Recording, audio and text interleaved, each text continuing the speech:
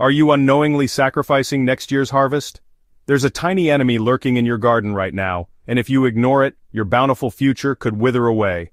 While you're focused on enjoying the late summer harvest, a silent destroyer is methodically planning next year's garden apocalypse. This isn't about losing a few squash or cucumbers. This is about watching months of careful planning, watering and nurturing turn into a complete wipeout before the season even gets started. Right now, as September unfolds and you're savoring the peak of your harvest season, many gardeners are making a critical mistake. They're so focused on the immediate rewards of their labor that they're completely overlooking the silent destroyers establishing their stronghold for next year's assault. This isn't just another garden maintenance task you can postpone.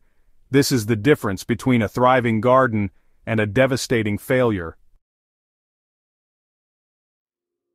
The enemy I'm talking about doesn't announce its presence with obvious damage. It works underground, literally, setting up an elaborate network that will emerge with devastating force when your seedlings are at their most vulnerable. While other pests make themselves known through immediate visible damage, this particular threat operates like a sleeper cell, remaining hidden until it's far too late to stop the destruction.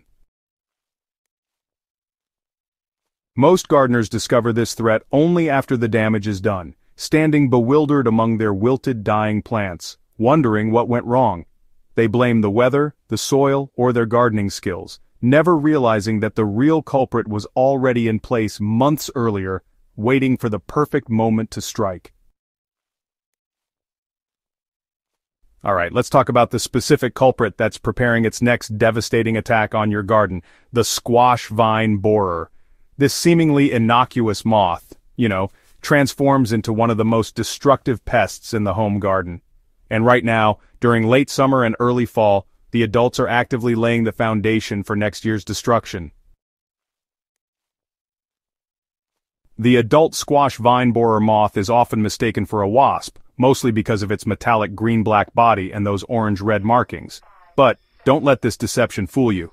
These moths are currently flying around your garden, searching for the perfect spots to deposit their eggs. Each female can lay up to 200 eggs, and she's incredibly strategic about placement, targeting the base of squash, zucchini, pumpkin, and cucumber plants, where her offspring will have immediate access to their preferred food source. Learning to spot the telltale signs of their presence is really your first line of defense, and honestly, many of these signs are subtle enough that even experienced gardeners miss them. Look for small, flat, brown, oval eggs, typically laid singly on leaf stems and runners near the base of plants.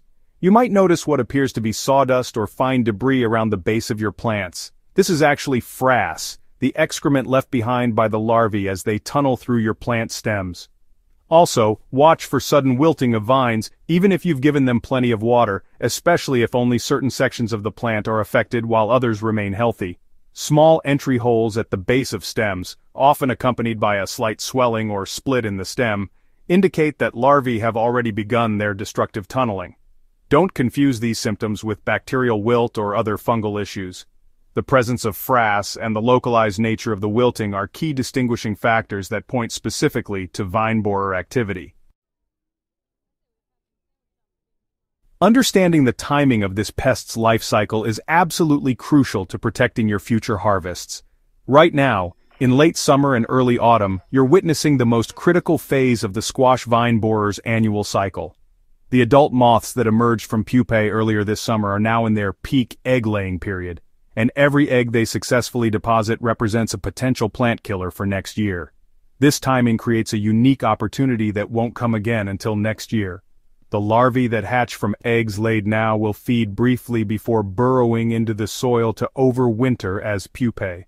They'll remain dormant through the cold months, emerging as adults next summer when your new plantings are young and vulnerable.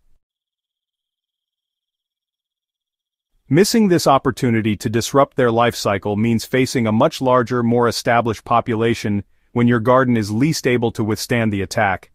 Think of this as preemptive pest control at its most effective.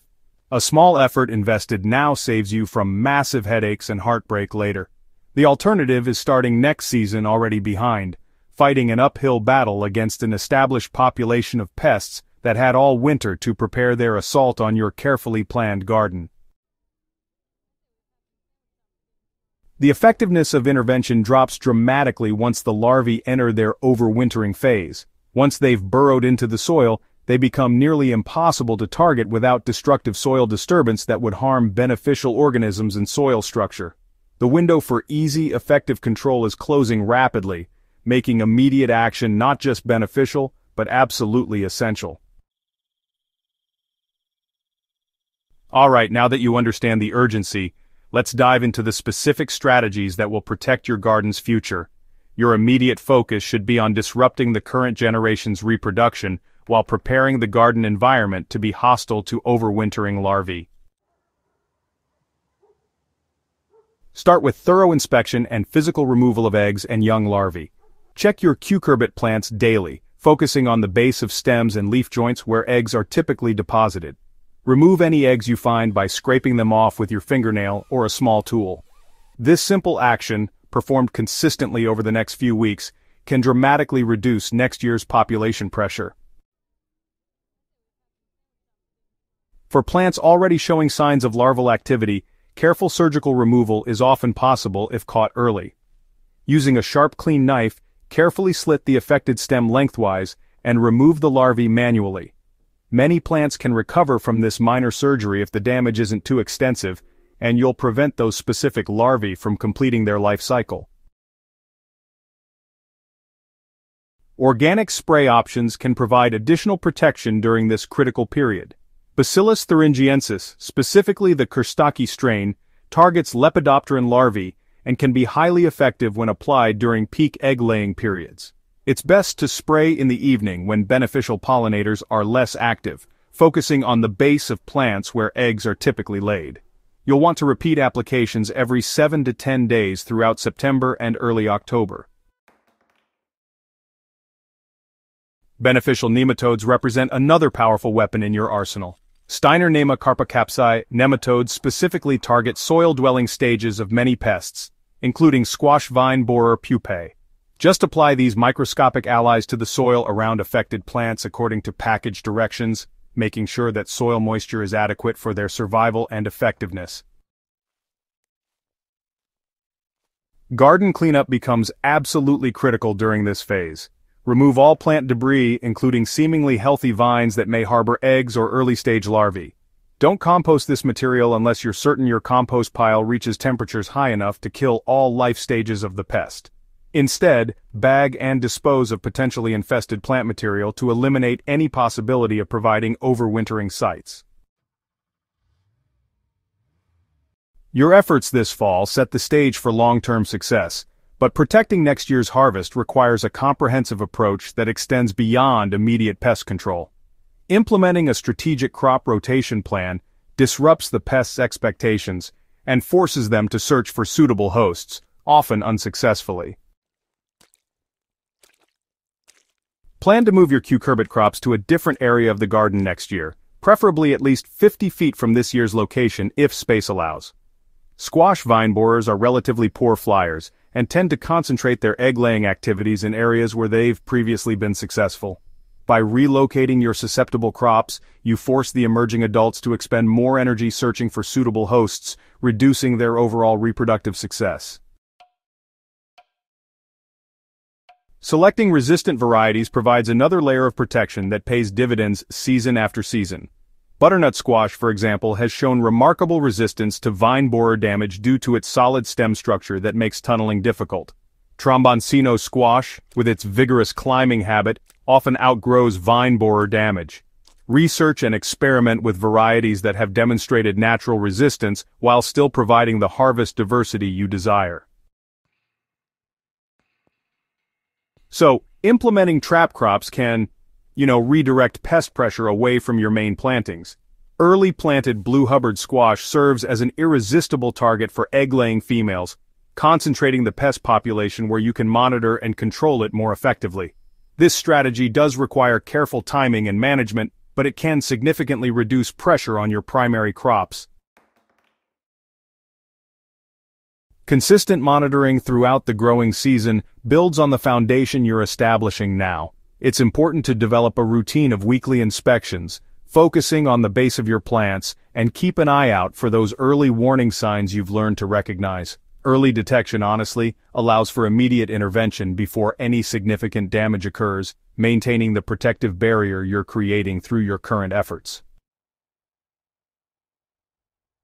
Season-long prevention strategies, include using row covers during peak adult flight periods, which is usually from mid-June through August, and establishing beneficial habitat that supports natural predators and parasites. Native wasps, birds, and other beneficial insects can provide ongoing biological control when they're given the right habitat and food sources throughout your garden.